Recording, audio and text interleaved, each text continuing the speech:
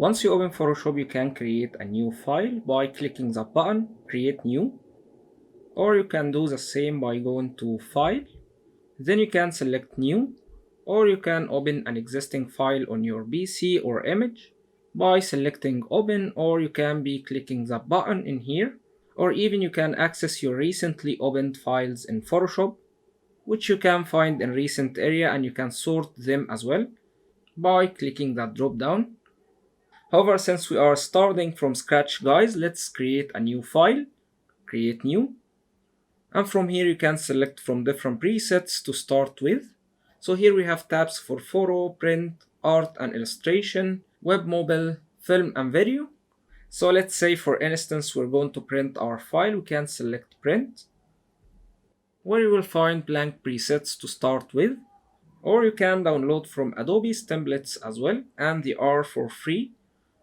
So here we have some of their templates for print, like brochures, book covers, and even so much more to discover, or you can find even more templates on Adobe Stock by searching in here.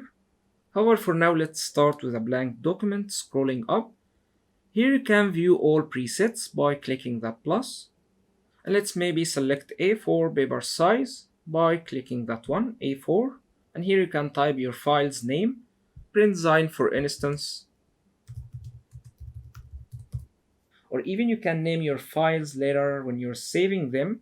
Then we have width and height for our file, and if you'd like to use different units you can select from here. So let's maybe select centimeters, and also if you'd like to add margin or bleed area to your file, you can do simple mathematics in these areas. So let's maybe add 0.6 centimeters to our file. So I'm gonna be clicking in here, plus 0.6, then selecting height and adding also the same value. You can add or subtract or multiply or divide in here as well. And I find that really cool, especially if you're not that amazing with mathematics. Also, you can change your document's orientation, either portrait or landscape from here. So we're gonna go with landscape. And we're not going to add artboards to our files, so this one will not be selected, as they might be only important in mobile and app designs. Then here we have our file's resolution, and that one is set to 300 ppi or pixel per inch. And actually resolution and color mode are going to be explained in detail through that course. However, what you might really need to know for now is that we use 300 for print files, while for screens and web designs we use 72 ppi for resolution.